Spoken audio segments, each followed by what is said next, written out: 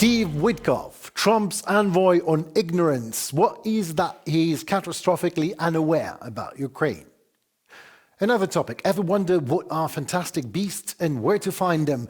Join a small group of American national security on Signal and find out who's going to be bombed next. Good afternoon, my name is Henry Key and we are UATV English, an English-speaking Ukrainian state media in constant persuasion to deliver hard truth in easy terms for the whole free world directly from Ukraine. A great piece of journalism recently produced by my dear colleagues, Kiev independent journalists. Please let me quote that and comment some more for you. In any negotiation, one of the most powerful weapons is knowledge. In that regard, Steve Witkoff is willfully disarmed. And he's playing just right for Russia. That's right. The interview that Witkoff, Trump's special envoy, gave to Tucker Carlson a few days ago revealed a truth that was perceived especially bitterly here in Ukraine. Steve Witkoff, Donald Trump's special envoy to the Middle East, wasn't yet officially appointed to lead the negotiations with Russia. Informally, he has sidelined the Russia envoy Keith Kellogg. It happened due to his success brokering the ceasefire between Israel and Gaza, which has crumbled. One wonders if his approach to the Middle East deal was as devoid of factual knowledge as his tactic with Russia is. In the interview, Witkoff revealed two key things. Number one is his apparent infatuation with Russian President Vladimir Putin. No surprises there, since it appears to be a job requirement for anyone in the current US administration. Witkoff praised Putin for respecting Trump by ordering a portrait of him drawn by a renowned Russian artist, and for praying for Trump following his assassination attempt. He, Witkoff, and Carlson contrasted it with President Volodymyr Zelensky's disrespectful behavior toward Trump during the infamous Oval Office meeting. The arrogance of small countries, Carlson quipped.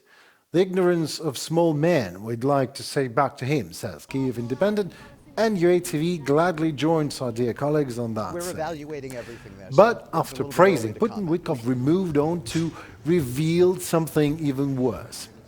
His utter lack of knowledge about Ukraine and the war.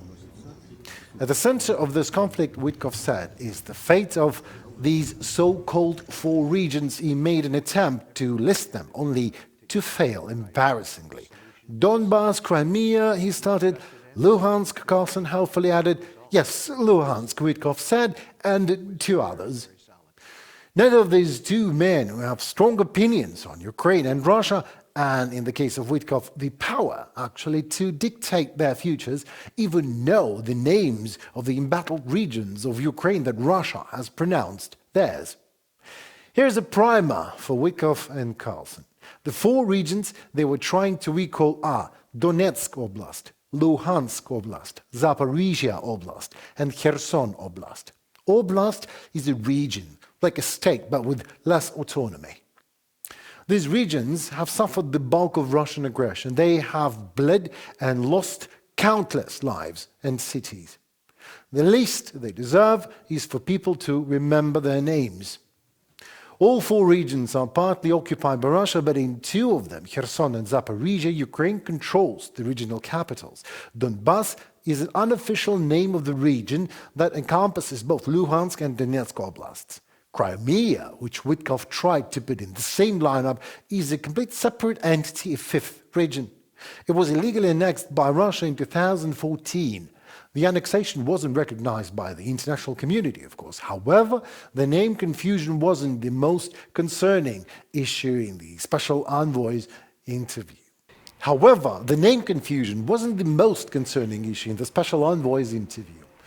At the next turn, Witkoff said that the regions were, I quote, Russian-speaking, and there have been referendums where the overwhelming majority of the people have indicated that they want to be under Russian rule. But this is nothing but lying. These statements aim to show that the partially occupied regions belong with Russia anyway, and therefore should be just given to Russia. No big deal about it. They are amongst the most frequent arguments Russia and its propaganda agents, now Witkoff included, have been using to justify Russia's claims on Ukraine.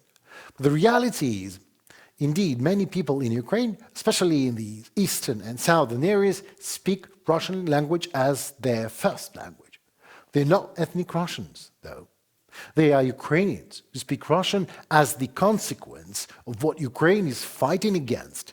Decades and decades of eradication of the Ukrainian language, first by the Russian Empire, then by the Soviet Union and its replacement with Russian.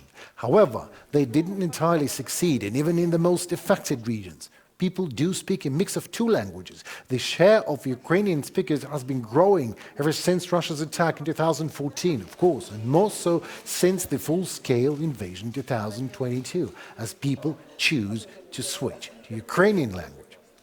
Importantly, for Russian-speaking Ukrainians, the language is not a marker of political affiliation or allegiance. To put it simply, Ukrainians can't speak the Russian language and hate Russia at the same time.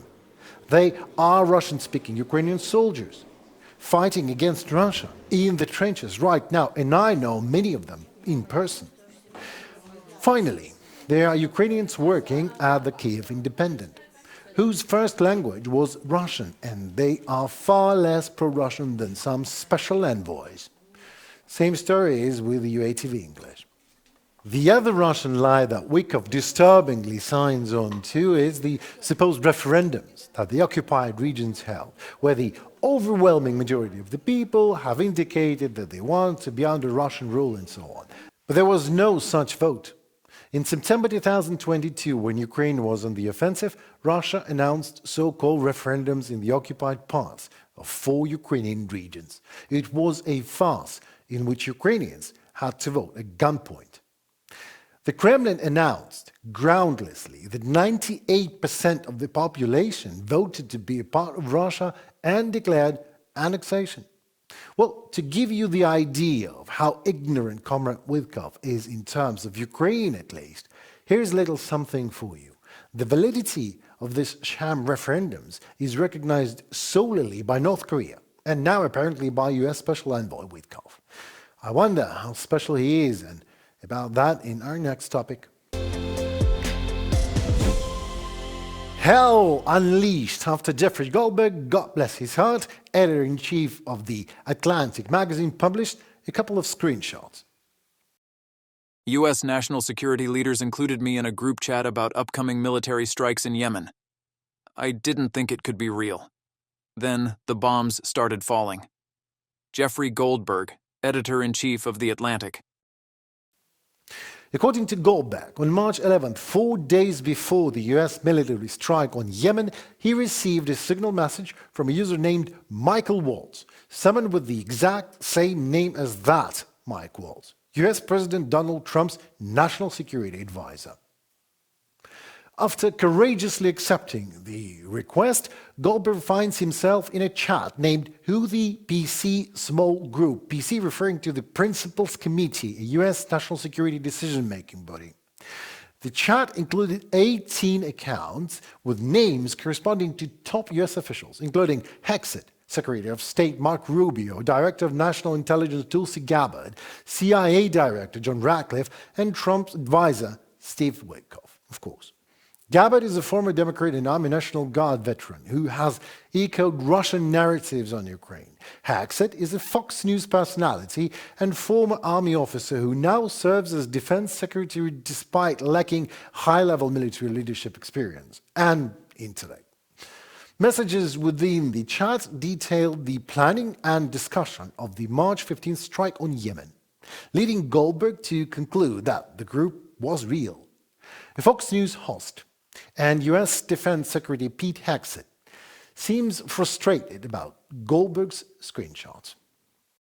You're talking about a deceitful and highly discredited so-called journalist who's made a profession of peddling hoaxes. The Defense Secretary, Pete Hegseth for Fox News. Despite so-called Secretary of the so-called Defense, Pete so-called Hexeth, denial, the leak was indirectly confirmed by National Security Council spokesperson Brian Hughes, who said the chat appears to be authentic. The administration is investigating how an inadvertent number was added to the group, he adds. Trump at first denied knowledge of what he is doing, of the incident. I don't know anything about it. I am not a big fan of The Atlantic, he said. To me, it's a magazine that's going out of business. It's not much of a magazine even, but I know nothing about it, he said at a briefing. And then Michael Waltz learned his lesson. And he's a good man. Donald Trump, President of the United States. The incident with Goodman surely put the Atlantic back to business, as well as has sparked comparisons to past security controversies, particularly Hillary Clinton's use of a private email server while serving as Secretary of State from 2009 to 2013, which also was quite genius to me. This is why me and the FBI investigated Clinton for handling classified information via private email, concluding in 2016 that she had been extremely careless but did not commit a prosecutable offense. This is why we see it as utter hypocrisy. Given Trump's past calls for severe punishment of Clinton over her email practices, but Hillary Clinton herself reacted on X with a brief post. You've got to be kidding me. Hillary Clinton.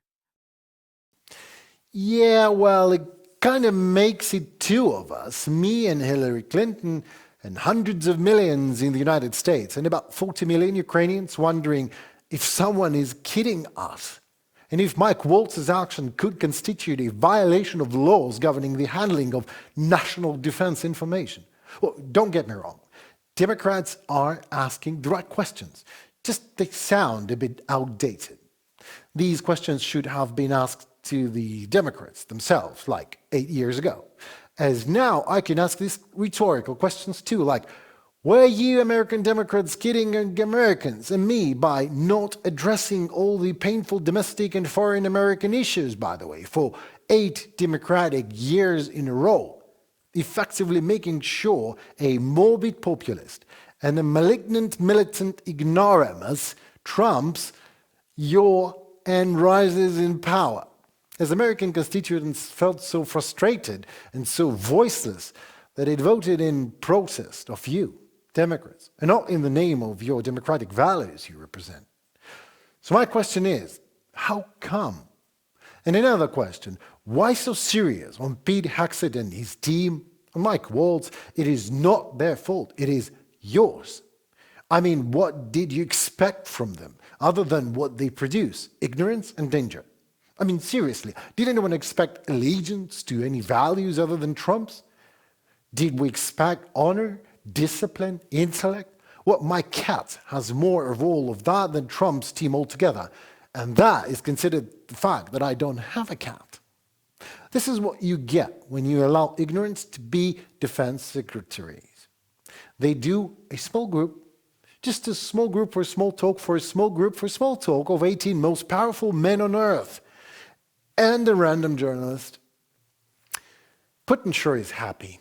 I mean, he would enter that chat. Witkoff would probably be like, actually like the guy, let's keep him. And post Trump's oil on canvas painting that Putin gave him, and everyone is like, oh, it's so sweet. Look at those double presidential chins. How many are there? 4 or 5? Even Reagan had only 1 chin. Now this is 5 times more American. Those chins alone could have made America great again. Thank you, President Putin. We now add you to another small group. It's called American National Nuclear Program. It's only you and Donald Trump there, so have fun. Do whatever the hell you want. Welcome to America on Signal, Vlad. Well, that was it for tonight. My name is Henry Keane, and we are UATV English, an English-speaking Ukrainian state media in constant persuasion to deliver hard truth in easy terms for the whole free world, directly from Ukraine. Please like, share, and comment. Your voice matters indeed, as it in turn helps Ukrainian voice to be heard globally. So please stay safe and see you soon. Goodbye.